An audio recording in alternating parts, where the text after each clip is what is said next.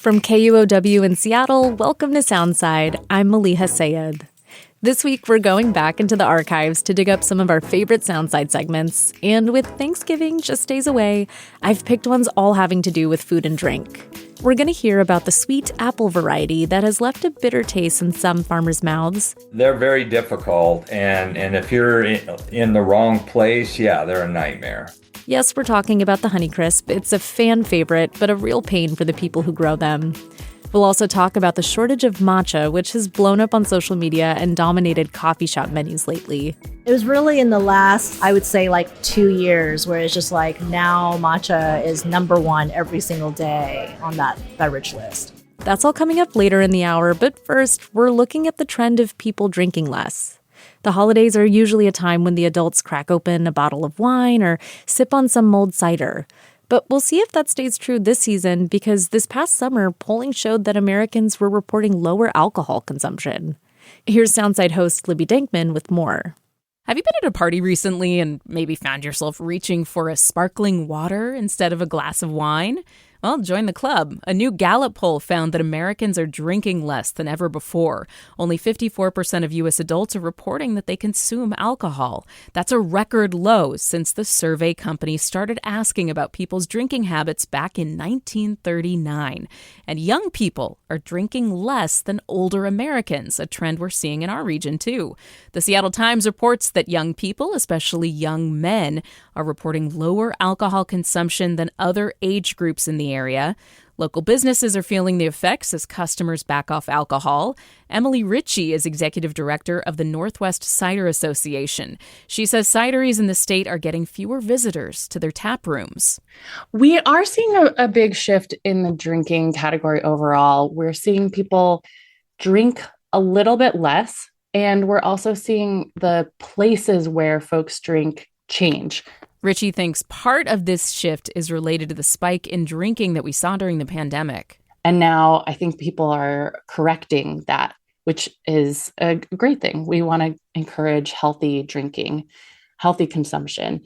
But people tend to be having more house parties when they gather and they drink together. It's often more at home than going out. And we've been seeing quite a few tap rooms closing, whether it's cideries or wineries or breweries in the state. According to Ritchie, more than a dozen cider tap rooms in Washington closed in the past year. Several of those belong to one company, Locust Cider. Nevertheless, Washington cideries are finding ways to adapt to changing tastes. A lot of cideries are very open to making lower ABV or no ABV ciders. A lot of cider drinkers are very health conscious, and so they might be looking for something that's even lower than a 7% ABV. So the association runs a cider competition. It's called the Northwest Cider Cup, and we added a low ABV category a few years ago, and we've seen that increase in the number of entries. And that's either low, like maybe 4% ABV, or no ABV in there. There's some cideries that will remove the alcohol. All of that is welcome in that category, and we're seeing more and more companies produce those. As local businesses are adjusting to drinking habits drying up, what's behind this shift? Malcolm Purinton is an assistant teaching professor at Northeastern University who studies the history of beer and brewing. One of the most fun specialties in academia I've heard in some time, Malcolm. Thanks for being here. Oh, very, very happy to be here. Thanks for having me. Tell me more about that research. What does that look like? It sounds kind of like a dream job to a lot of people, I assume. Oh, man, it's the least likely thing I thought I'd be able to do. I've been looking at the history of beer and alcohol for all through grad school. So, probably 15 some odd years now. And it involves a whole lot of, I got a PhD in history, so it involves a lot of archival research. I've also been a beer journalist for a regional beer magazine here for about 10 years too. So I'm always kind of keeping up with what's going on with craft beer, the opening and closing of different tap rooms and breweries, but then also diving into the archives, whether I'm in Great Britain or Germany or South Africa, and just looking at kind of the history of styles of beer and kind of using beer as a lens to look at, just social communities, culture, technology, trade, all of the different things. And so it kind of really gives you a real look into human societies across time and how that has changed. And it's as fun as it sounds. Very interesting. So we are talking about this Gallup survey from July that declared that American adults have hit a new low when it comes to alcohol consumption. What did you think when you saw that news? Were you surprised at the decline in reported consumption? I was surprised at the precipitous decline in consumption.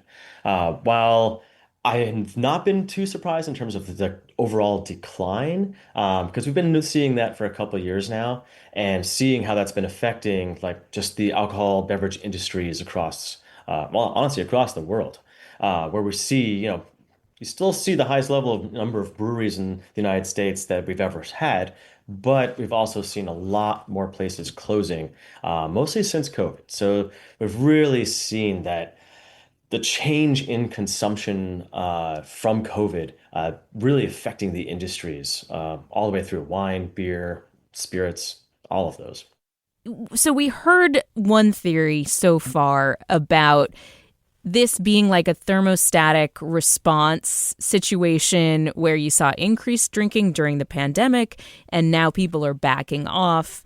What do you make of that theory? And do you have any other possible explanations as to why people are reporting less drinking? Well, I think COVID is definitely the pivotal moment where we can see a shift. Well, during COVID, we had a higher number of people who were drinking alcohol and then higher levels of consumption for those drinkers. We'd already been seeing a shift in the alcohol space prior to COVID in terms of moves towards lower alcohol, beers, but also a move towards kind of, ready to go cocktails. And shifts in that we already had, some, lots of non-alcoholic alternatives. So there's already a shift occurring, but I think we definitely are seeing some of that post-COVID shift back to less drinking by those who do drink. And then there's a lot more coming out too. We're kind of seeing, I guess, the marketing of success of of all of the different research pointing out that any level of alcohol consumption is not good for you, like not good physiologically speaking. But it's also a broader awareness since COVID too about mental health. So that if we're looking at that poll where it really focuses on kind of the 18 to 34 age bracket, we have people who have basically grown up socialized within COVID, not around peers, not around people who are drinking in moderation as much as you would have had before. So I think we're seeing that shift going somewhat back, but it's also a continuation from what was going on before COVID.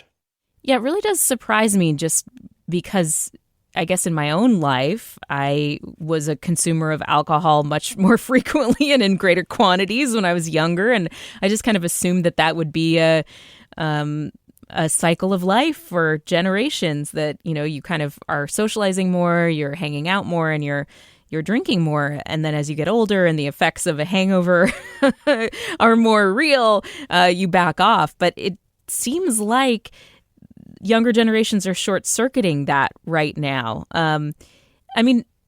What do you think, I guess, besides the pandemic, you've looked at the history of alcohol and the history of alcohol consumption. Are there other factors that can drive either increasing consumption or decreases in consumption, like generally over time? Moments of chaos or fear of uncertainty usually leads to higher levels of alcohol consumption. If we look at, we can go back a millennia to the Black Death. After the plague, we're seeing large amount. People were consuming so much more alcohol, and that was actually a period of time that led to brewing beer to be a primary economic activity for the home. Really, before that, it was mostly just part of the domestic tasks of most women of the time. So when suddenly you had so many more people, and also due to the loss of population, a lot more money being available too, that brewing became something that someone could survive at as their occupation. But we can also look at moments in U.S. history. So if we look at kind of the chaos of the late 18th century, like looking at the American Revolution, the French Revolution, looking at all of that. In the United States, we saw extremely high levels of alcohol consumption.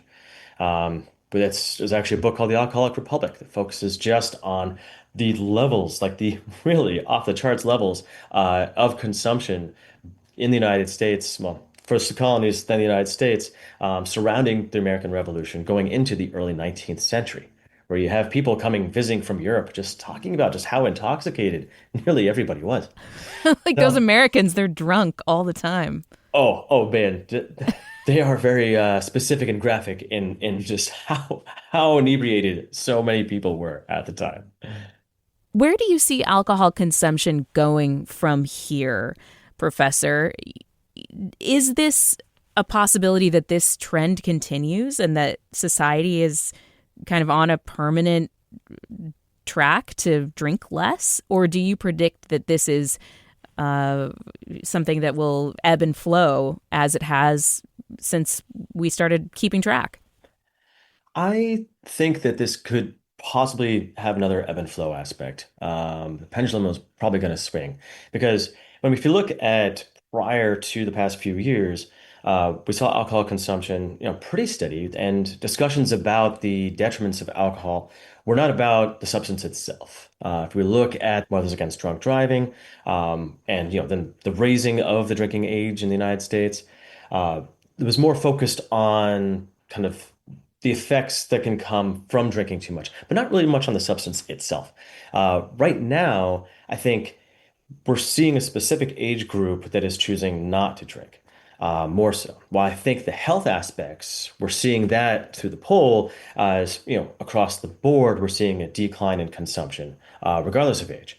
But if we look at that 18 to 34 age bracket, where we can see kind of like the younger millennials and Gen Z, it's a specific moment of socialization where they did not have the peer-to-peer socialization with alcohol. And the assumption of alcohol consumption. The reason that people are doing it is for the peer-to-peer social aspects, being part of your social group, and acting as a rebellion against, the drinking age, against, the older generation.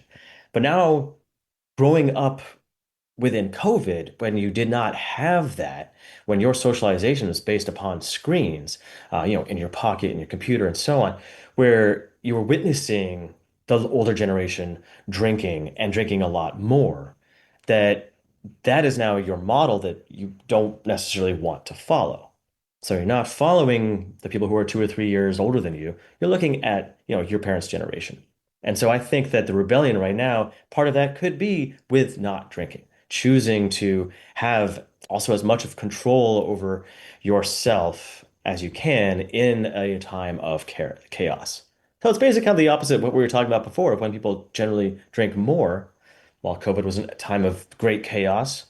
Right now, that those feelings of those insecurities and fears are reflecting more in trying to control through a lack of inebriation.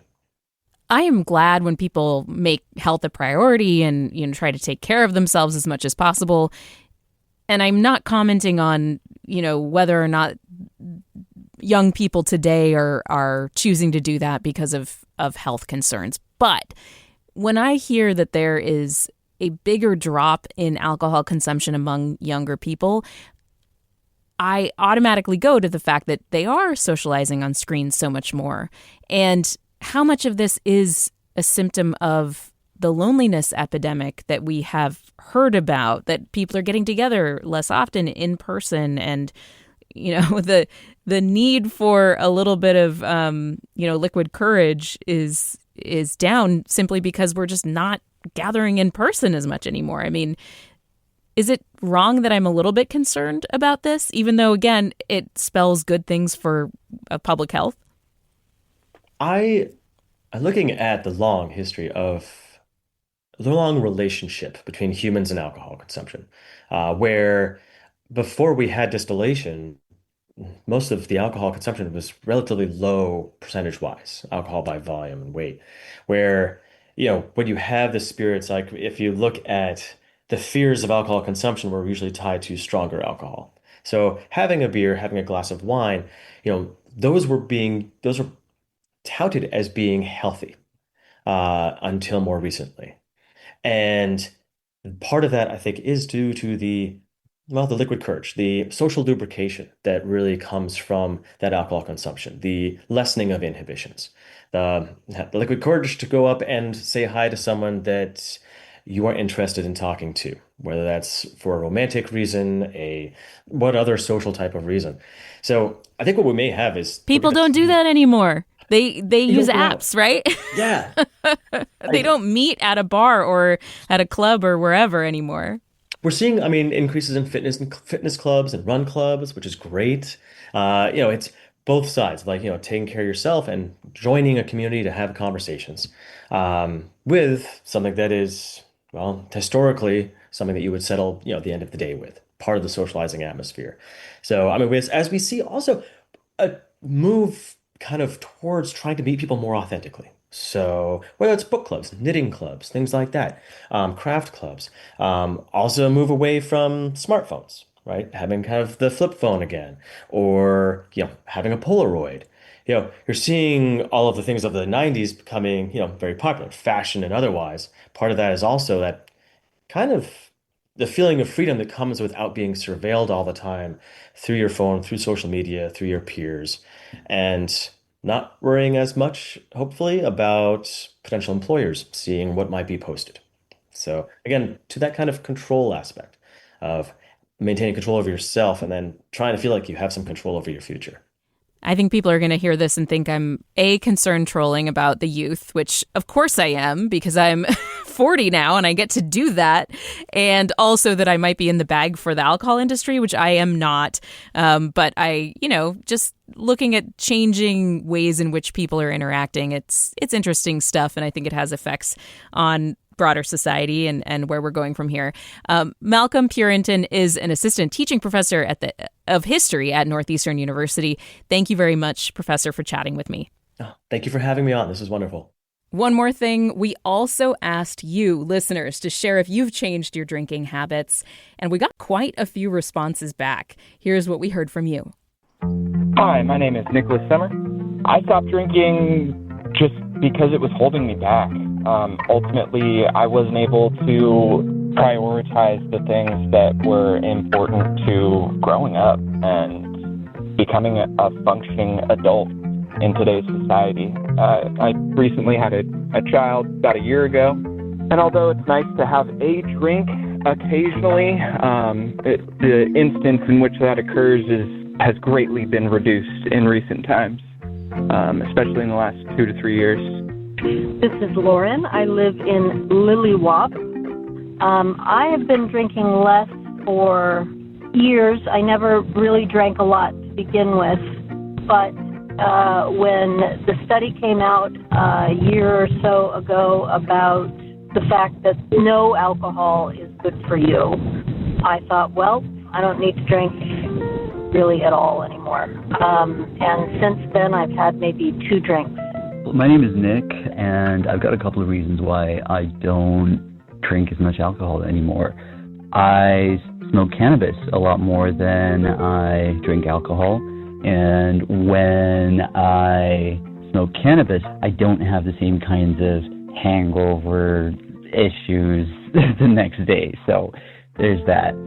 The other reason is that it's just so expensive to go out, and I've been unemployed for months, got doged, and so I've got a lot of free time on my hands and not a lot of money. So I've try my best to reduce expenses, and it's just too expensive to drink outside. Hi, my name is Heidi, and I am from Seattle. I did stop drinking almost completely about 7 years ago. And the reason I stopped is because I didn't think it was good for me. There was some new data coming out about the effects of alcohol on health, and I just decided that I'd rather not, take the risk, participate in the drinking culture anymore. And also, I didn't really like the way that it made me feel the next day. I would feel just kind of like in a terrible mood. I will say that I miss it sometimes, especially on a hot summer day when I would love to have a G&T with plenty of lime. And so every once in a while I'll have a sip. Literally, it's usually not more than a couple of sips, and that does it for me. Hi, Libby. My name's Barbara Mock. I live in Lacey, Washington.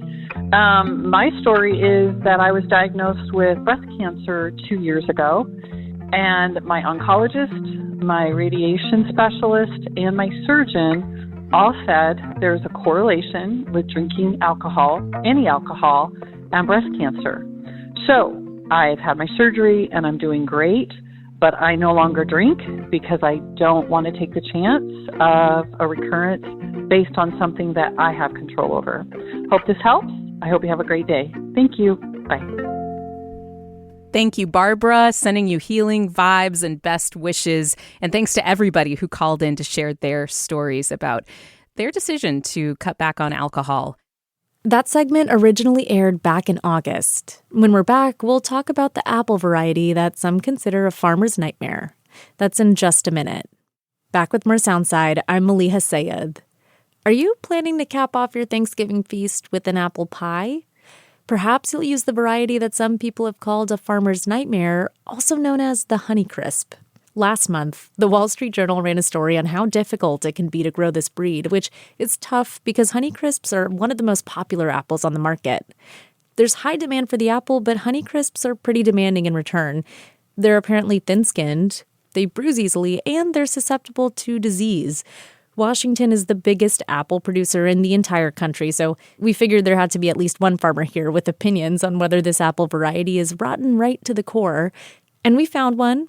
Our host, Libby Dankman, recently spoke with Bill Clark, who runs the Diamondback Acres farm in Chelan with his wife, Angell. Here's that conversation. So can you first describe your farm and how long you've been growing apples there? Wow, Angell and I started in the mid-late 80s. We switched to organic in the early 90s. And have been certified organic since 1995. We've been growing honeycrisp since 2001. So what did you think when you first came across the honeycrisp apple, when you first tasted it, before you started growing it, but when you first were like, hey, this new variety, I'm going to give it a try. What were your first impressions of that apple? So we grafted our first block in 2001, and for whatever reason, we actually had a little bloom that year, and we had one apple, and it got big. It was the size of a grapefruit. Whoa! And typically an apple gets that big, and it's just not a good eating experience. But anyway, I picked it, took it home. Angel and I cut it up, surprisingly good inside. Honeycrisp, of course, as you know, is very juicy. It's got large cells. So that's part of the reason why it's so juicy. It's certainly the reason why it grows so big. Anyway, we cut it up and we ate it. And on first bite, it was, wow, this is different. This is something that all the other apples lack. So we got excited and we grafted more the next year, even though we still hadn't sold an apple. In fact, we didn't sell an apple for at least 3 years. Yeah, it sounds like you were kind of sold on that first apple because it was so delicious and something that you felt like, oh, people are going to want this. Is that right? First apple, first bite. Wow. And so you started to grow more honeycrisps. Now how many do you grow? Oh, now you're making me think. So we've got 40, 45 acres of honeycrisp, all certified organic, which your whole article here is about the difficulty of growing it, and anything organic is more difficult than conventional. So that adds another layer onto it. Let me ask you about that. So we heard from the Wall Street Journal report that these apples are tough, that they're thin-skinned, they bruise easily, and they're more susceptible to disease. Is that your experience, or do you think that the Honeycrisp is difficult to grow? Absolutely. You mentioned a couple of them. The thin skins makes it much easier to bite into, to chew, to swallow, all of that. But it does make it susceptible to bruising, puncturing, virtually anything that's gonna impact the skin in a negative way. Um, they grow big, so if you're in a warmer area, an area that typically grows maybe large size apples anyway, then it's going to grow gargantuan apples. And bigger isn't necessarily better.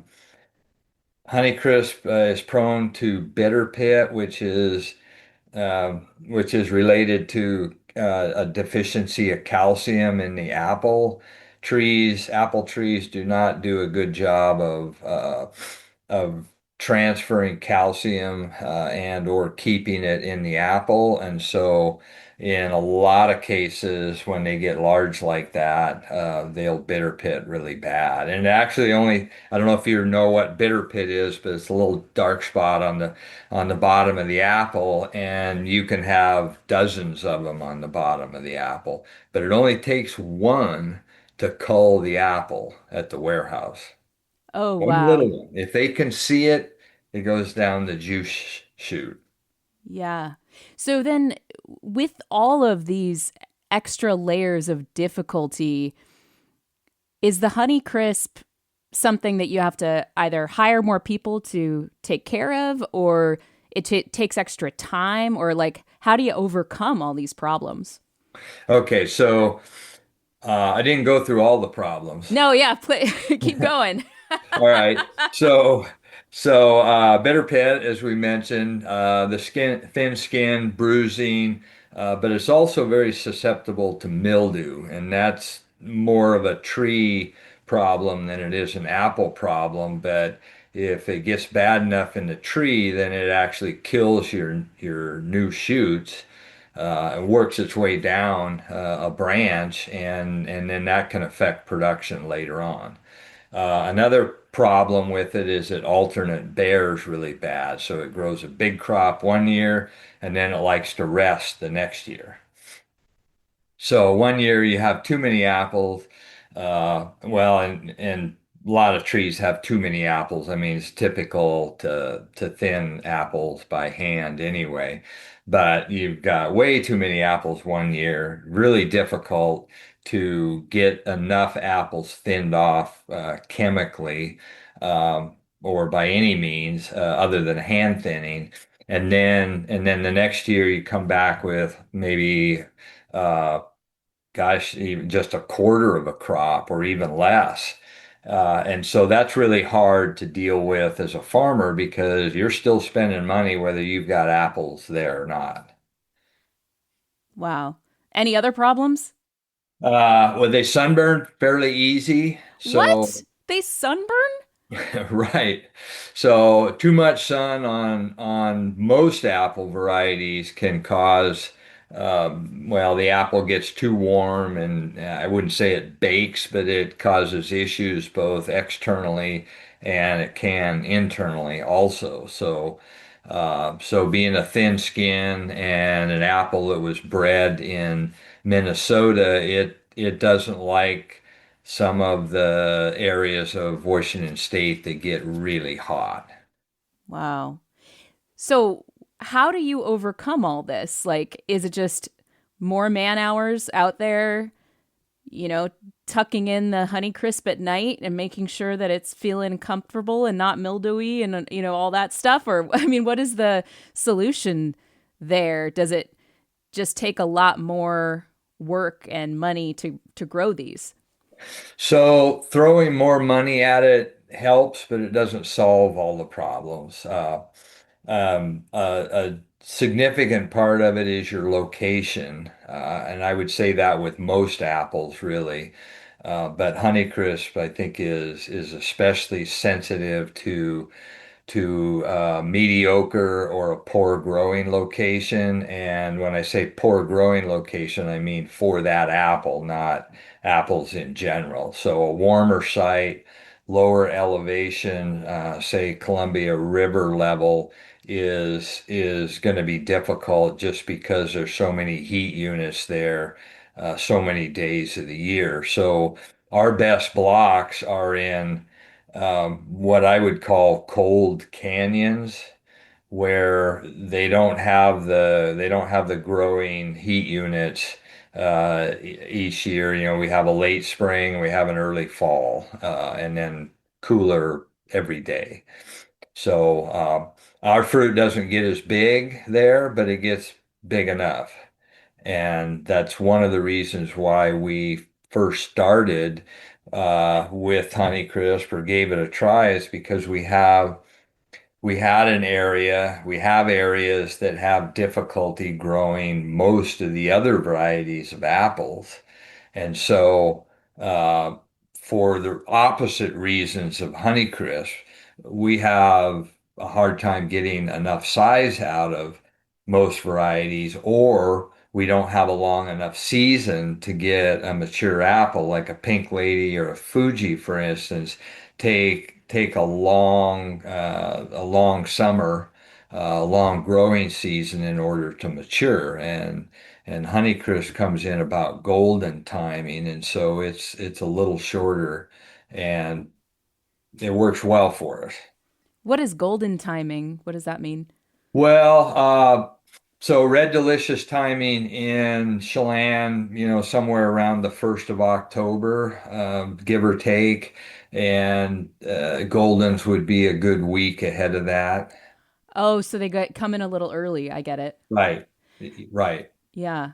So there are some ways in which for you and in certain conditions in Chelan County that the Honeycrisp has advantages compared to other apples. Well, it's better tasting. That's a good advantage.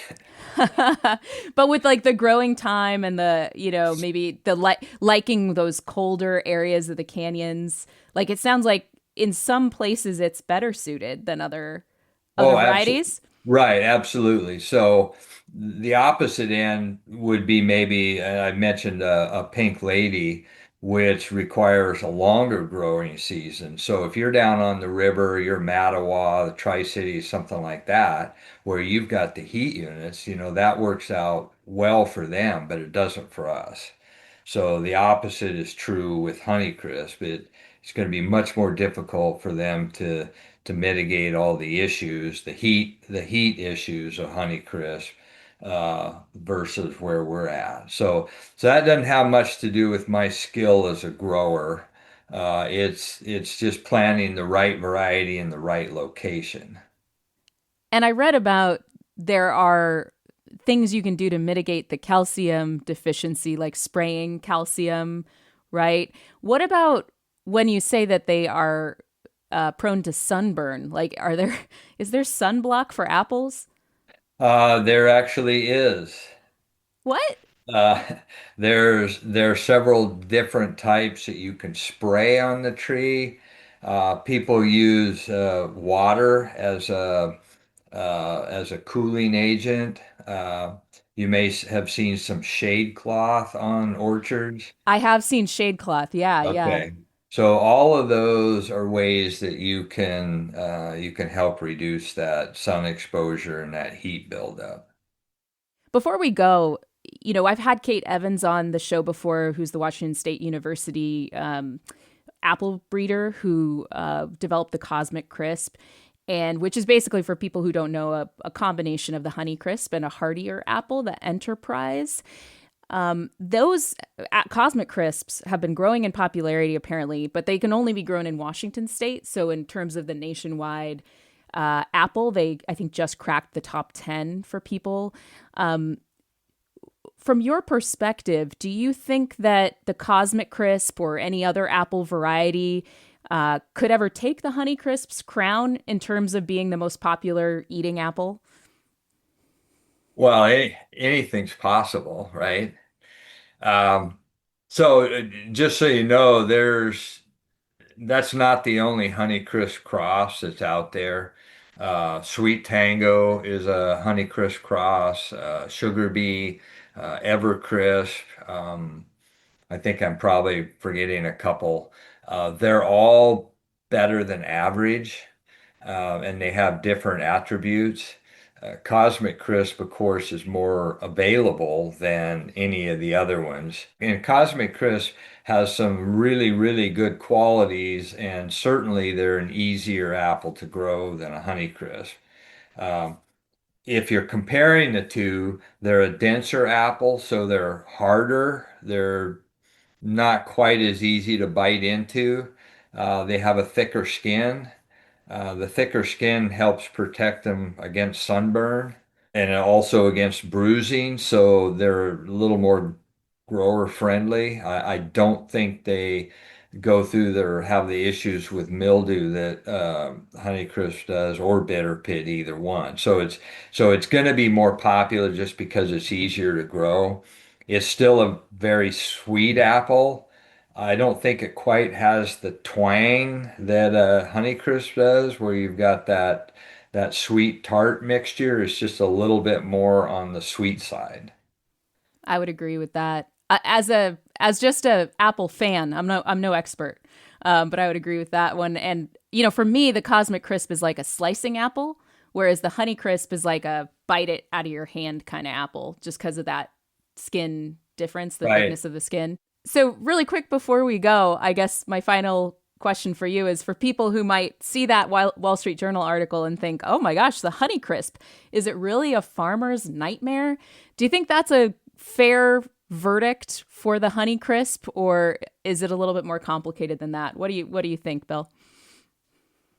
Well, one man's nightmare might be another one's Pollyanna movie. They're very difficult, and if you're in the wrong place, yeah, they're a nightmare.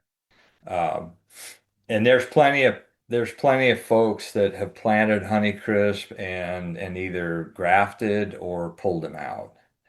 So, but that goes almost for any variety, honestly. I mean, they're more site specific than most varieties for sure.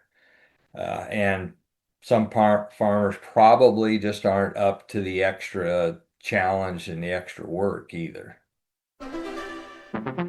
We first ran that conversation with Bill a month ago. We'll be back in just a minute to talk about the matcha craze that has taken over the country and the major shortage that followed. That's right after this short break. Back with more Soundside, I'm Maliha Sayed. Matcha has taken the country by storm.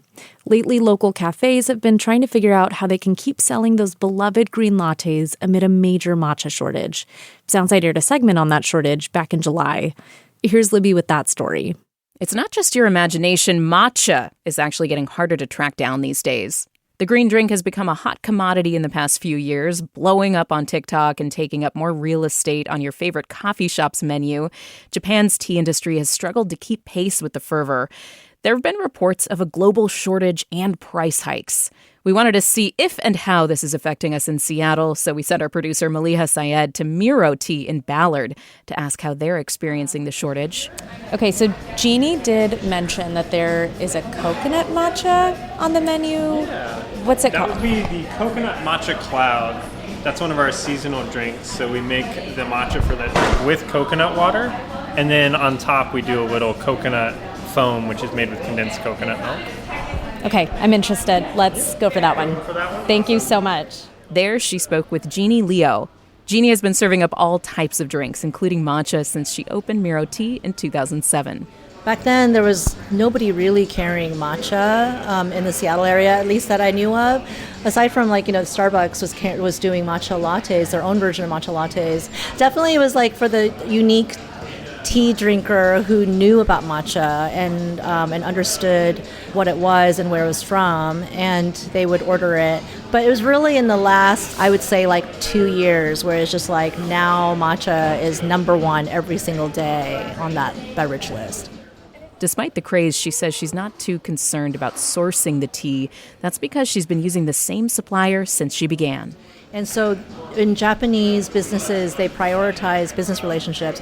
And the longer and the more steady that relationship is, they will put you higher up, in that priority list and getting access to their products. And so the farmers and the producers for our matcha, we've been working with since the beginning. And so even with the struggle of the shortage of matcha that's going on out there, we are still being able to obtain a certain quantity. Not as much as we normally would, I'll be honest. Normally I'm getting a third less than I should be getting, but because of that relationship, it's still plenty. I'm still getting plenty. Jeannie is, however, expecting some changes soon. She says a new crop of matcha will be coming out in September, and that's when we'll really feel the impact. My matcha will be going up in price. The cost of the matcha on my part is going to go up 250%. Longer term, I think that the cost increases are going to basically, unfortunately, filter out a lot of people from being able to purchase matcha. And so there might be a reduction or leveling out of matcha consumption, which then would probably, hopefully, level out the price increases. But if it continues to grow, then the prices will continue to grow until we reach a point where it's not sustainable anymore. For now, we'll take as much a pleasure as we can while we can. And by we, I mean our producer, Maliha. Thank you so much. Looks gorgeous. I got the coconut matcha cloud, and it's hitting the spot. Thanks to Jeannie Liu, owner of Miro Tea in Ballard, for speaking with and caffeinating us. We also wanted to know more about what the shortage looks like on a wider scale. Bettina Makalintal is a senior reporter at Eater, and she's covered the matcha mania. Bettina, thanks for being here. Thank you so much for having me. So what led you to report this story in the first place? Yeah, so sort of selfishly, I am a matcha drinker myself and started noticing last year that it was getting a little difficult to find certain kinds of matcha that I enjoyed drinking. And so I was seeing that other people, especially on TikTok, were sharing that they were having similar issues. And this was starting, towards the end of last year. We were really seeing some outages and sort of some supply chain problems. And it seemed like maybe that could sort of improve as we came into this new year. But it seems like the shortage and supply and demand issues have really continued into this summer. Can you describe why you love matcha, from a taste perspective, and what makes it different and preferable for you when you're at a tea shop? Yeah, I think for me, it was mostly the desire to drink less coffee. And I've heard that sort of the way the caffeine exists in matcha, I've heard some people say that it was a little bit more, played a little bit better with their anxiety and stuff. And so that made me want to try matcha as a sort of daily drink. And I came to really appreciate the ritual of making it, with the wooden whisk and everything. And I've just found that I really appreciate that flavor of the sort of vegetal, herbal side of it. Yeah, so you actually do the whisk and everything at home. You're not just purchasing it fully made at a shop. I do, yeah. I think that it's kind of nice. It's a bit more of a process, but I think it's a nice opportunity to sort of slow down in the morning. That is sort of why I started grinding my own coffee beans. I felt like that ritual really kind of adds to the whole process, so I can vibe with that, even if I'm not personally much of a matcha drinker. So what is behind this shortage, Bettina? What's going on? Yeah, so I think the really unavoidable part of it has been social media. And I think that we've really seen matcha become the star of the specialty drinks culture right now. So we're seeing a huge amount of interest both at cafes and at home as people are sort of trying to bring these fancy little matcha drinks into their daily lives. So I think that we're seeing this huge demand for matcha in a really unprecedented way around the world. And we're also seeing matcha take hold in desserts like matcha tiramisu. So really it's people everywhere suddenly really want matcha everything. The downside is that matcha is harvested once a year and it's milled pretty slowly. And, I think a lot of the matcha producers in Japan have not sort of been prepared for this level of demand in the past because this feels very unprecedented on the global scale. So as a result, the global demand for matcha is really outpacing the supply. And it just seems to be continuing as every day I hear sort of about a new matcha cafe opening. And so we're really seeing that people want more and more matcha. Yeah, it's so interesting. It's this consumption pattern in Japan that was often based around ceremonial purposes, like a tea ceremony, is now the TikTok craze around the world, and these farmers are going like, we didn't have the supply chain ready for this. Have you noticed any major changes in the matcha landscape since you reported the story last year? I think the major thing is just that, it did seem like these outages were going to sort of get better. There's a certain supplier called Ippudo that I was keeping an eye on their supply, for example, just to restock my own matcha at home. And, every day the sort of projected restock date keeps getting pushed back. And so, so I think that's been the biggest thing, where I think everyone's there's a lot of uncertainty in the landscape still, where suppliers think that they can have matcha by this certain time. And, even that sort of is getting pushed back for various factors. And I think another thing that is worth touching on is especially because of social media, we've been seeing like you mentioned that matcha used to be part of these tea ceremonies, but we're very much seeing this shift where it's this everyday drink. Like I mentioned, I'm making one every morning, for example, and there's people who are making multiple matcha drinks a day. So really that sort of consumer behavior seems to be changing. And we've also been seeing some social media fueled overconsumption where people are hoarding mass amounts of matcha, like maybe more than, we might even recommend that someone have at home because it oxidizes and it's not going to be as good as when you bought it. So we are seeing some rampant shopping habits as well. Shades of the toilet paper and COVID. But boy, that stuff going bad, what a waste. So Bettina, what about the supply side? Are there any pushes to either source this elsewhere besides Japan or push some sort of increase in production somehow? Yeah, so I've seen one US-based tea company that sources from Japan, Kettle, just posted a blog post about how they are looking to emerging matcha regions in Japan, because right now Uji is a major matcha producing region, and with that sort of hitting capacity, it looks like they are sort of looking elsewhere to see where else they can source matcha from. The downside, of course, is that people want matcha immediately, right? But all of this building up of supply chain and growing new crops, all of that takes a little bit more time than I think people are used to in our sort of everything on demand world. What impacts should consumers expect going forward? I mean, just paying more for the matcha, like what we heard from Jeannie Liu earlier in our segment here? Or, are you expecting there to just be the occasional shortage with matcha? Yeah, I think the main thing is that there's a lot of uncertainty. And so I think for consumers, it's primarily this level of it might be more challenging to buy high quality matcha right now, especially if you're, eyeing a particular brand. You might have to do a lot more reloading of their website, trying several times to get stuff. We're also seeing that there are some sellers who are limiting how much matcha people can buy. So Ippudo, for example, has capped purchases at 110 grams per day or 400 grams per month. So we're seeing that even when you're able to get it, you're not necessarily going to be able to hoard in the same way. I think another thing to be aware of is, there was one matcha supplier who called out unauthorized resellers on their website. And so, I think we have also seen the rise of these unscrupulous resellers who are just trying to sort of take advantage of the boom cycle and charge people more. So I think the big takeaway is really for consumers to just to be a little bit patient and to understand that this is tea that needs to get grown and dried and milled. And even if we want to drink 3 fun little matcha drinks a day, we might not be able to. And we should, maybe sometimes we just have to make do with the one.